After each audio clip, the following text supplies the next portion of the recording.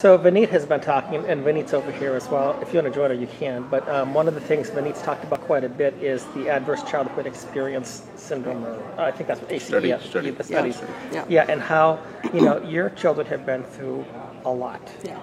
And it's been abusive. They've been brainwashed. They've been taught to hate you. And even though they probably could not point to one rational thing, I'm sure that they would regurgitate everything that your ex-husband has said. And you said your son dropped out of school? My son dropped out of school. He was in college? He was in college, very smart. He could have taught the class. Yeah. And he was in pre-med, which, interesting enough, that's not what he wanted to do. He wanted to be in the military. He wanted to be a civil engineer. He wanted to build simulators. And then talked about in the he was past coached to be in pre-med. Well, then he called me a year ago, on February 1st, a year ago, and said, I wanted you to be the first to know. I changed my major from pre-med to psychology, and he started crying. He was 19. He's trying to figure things out. He says, I don't remember anything about you. Yeah. And I don't remember any of my childhood. And he goes, and it's really starting to scare me. I said, it should scare you. Yeah. And I said, but it's nothing you did.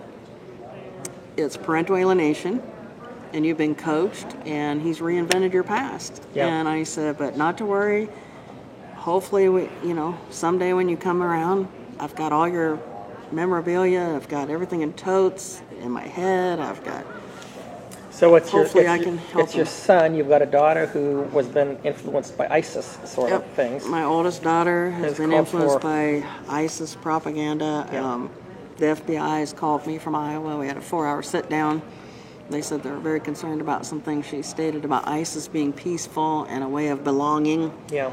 So you've got your oldest daughter, you've got your son, and then you have one daughter. You've got beautiful children. Yeah. But so my oldest will be 22 on the 16th of this month. Right. My son just turned 20 2 weeks ago, and my twins will be 18 in 3 weeks. And one of your daughters right now is modeling. Is that what? Yeah. The nice way to put it? Yeah. Yeah. Her swimsuit picture on her school. Senior pictures. Yeah. She's got a swimsuit picture in there, and she's not on the swim team. Yeah. And it's pretty seductive. Yeah. And that was something that never took place with you. No. I mean, you were very conservative, very moderate in your dress. Nothing that ever would have happened. No, my girls used to wear flannel shirts. They had T-shirts, no low cut. Yeah. No, I was like a major prude. I'm just saying. Right. No. They would not have been allowed to do that. No, but they're beautiful girls, and yet and they were dressed conservatively. They weren't dressed to try to seduce people as teenagers. We'd walk down here at Stockyards when I had them here, and they'd get mad when older men or boys looked at them. They'd say, "Don't you look at me? I'm 14," and get mad. And now they're totally opposite. Now, you've also mentioned, too, about, and I'm not sure which daughter this is, the one who was dating a drug dealer? Yeah, that was the oldest. The oldest. And then my ex, she actually asked me to help her get a no-contact order on him because she was so scared, enamored by this guy for a while that they dated. And she goes, maybe I need to get a no-contact order. He won't stop manipulating me. Right. So I went to try to do that. And, of course, it's very hard to get a no-contact order, so it never happened. Then her dad comes around. Oh, you mean you like this boy? Well, I don't know. Your mom must be crazy not to like people that you like. So he had him over for dinner. Yeah. And my son told me that. I'm like, so this drug dealer has been at his house for dinner. Yeah. Now, Magistrate Cobb knows about that boy. Yeah. And she's the one that put my daughter in therapy 4 extra days to get away from that boy. Yeah. So I'd love to get in front of Magistrate Cobb again. And let her know what's happening, but she's no longer. I don't know if my daughter's doing any bad things now. I know she's not with that person. I hope and pray she's not doing bad things. Yeah. I didn't even know where she went to college. I had to Google her name. Yeah. And last I heard, a card that Major Pam Lill sent to her, a Christmas card, just came back and said no longer at this address. Wow. So now I don't know where any of my children are. So now you try to get the police to find out where your children are. Is that correct? Yes. And what was the result from that? They just said, what does the court order say? I just laughed and I said, I get no specific visitation. My rights aren't terminated, but he's so legal. And they said, there's really nothing we can do. I said, can you at least do a welfare check? Because I think he might have been evicted. And so they did go out there, which is not normal for West Des Moines. And they went out there. He called me back and said, the place is empty. It's vacant. There's no sign that they've been here because there's snow on the ground. He says there's no tracks. They've been gone for quite a while. So then, could you not file, and I'm just asking a question, could you not file a missing person? Because you've got two younger girls that are I've underneath. tried, and I don't even know if they took it, but they weren't responding. Like I said, I needed someone to call me back, so no one would call. So I'd call again the next day. No one would call. I said, have an officer call me. So then I called Department of Criminal Investigation in Des Moines, Iowa, and I said, is there anyone there that knows forensic type of things, that would know about a sociopath or someone that can help me maybe go into court? Yeah. You know, in my next hearing and explain what this behavior is. And I explained the ACEs and all this, and she goes, well, let me get in touch with this girl, Medina. She's in charge of missing children and all that. So I said, great. So I said, can I file it with you? She goes, well, in order for us to get involved, you have to have the law enforcement. And I'm like, well, what? She goes, why haven't you done that? I just started laughing. She goes, let me guess, is it West Des Moines? I go, yep, West Des Moines. She goes, well, we know how they are, don't we? I go, uh-huh. Because that's why one girl ended up dead there, Natalie Finn. And that was a CPS case. Same GAL I had, but no one checked on this girl. And she died weighing 86 pounds at 16. Wow. Because no one checked on her. Well, my kids live not too far from where that happened. Well, this gal from DCI, Department of Criminal Investigation, called West Des Moines and said, you will listen to her. So I did get someone to call me finally. Good. He calls me back. He's all happy. And I'm like, this is not normal. What's going on? He goes, well, this a woman told us to call you. I said, oh, okay. And we start talking. We talked about 20 minutes. And he asked me if I'm from Iowa. I said, yeah. He says, are you originally from Des Moines?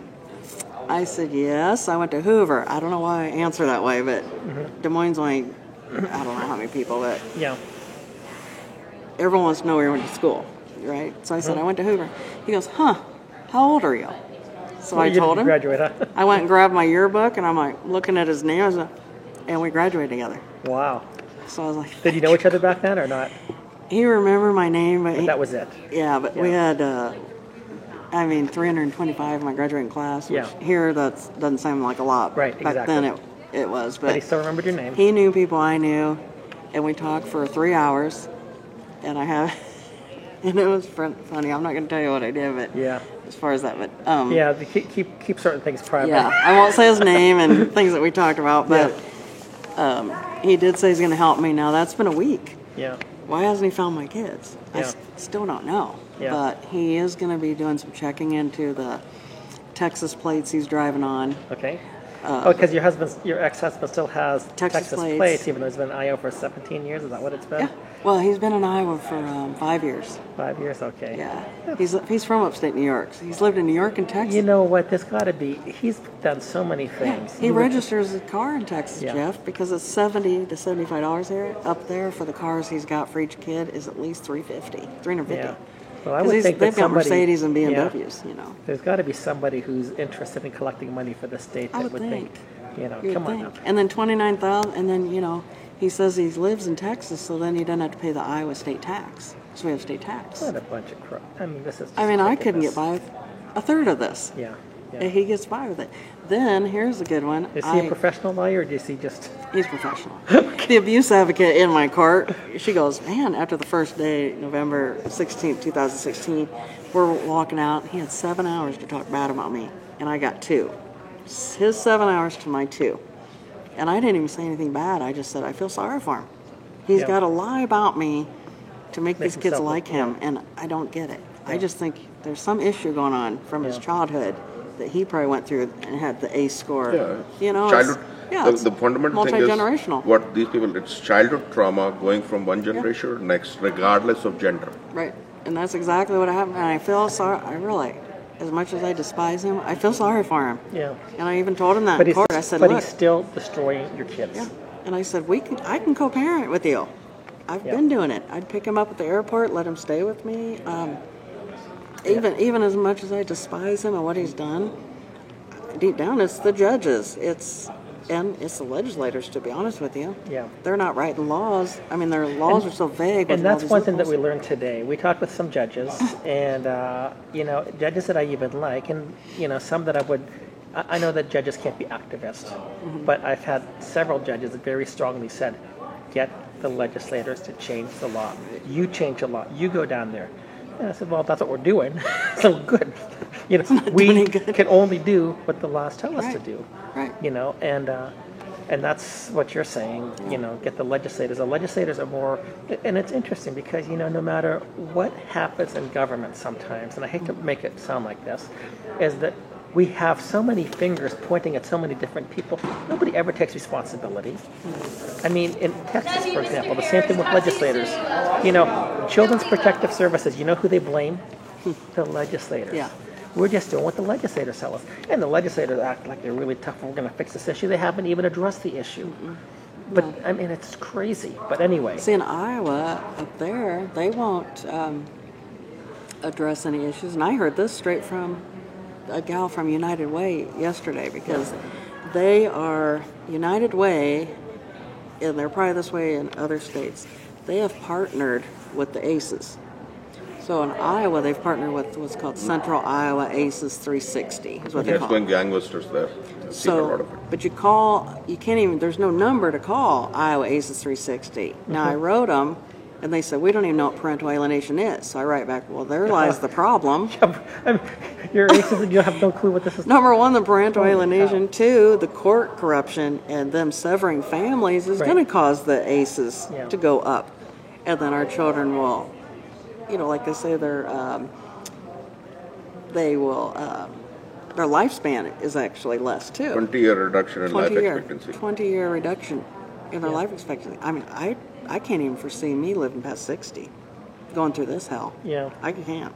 No, that's what when Jeff interviewed me last time in April, I said the parent is going to drop dead in 15 years. Yep. And the children are going to drop dead in 30 to 40 years So after the court it case. is I mean, the I'm delayed actually- silver bullet is what, I mean, it's, the silver Delayed bullet action silver bullet. yeah.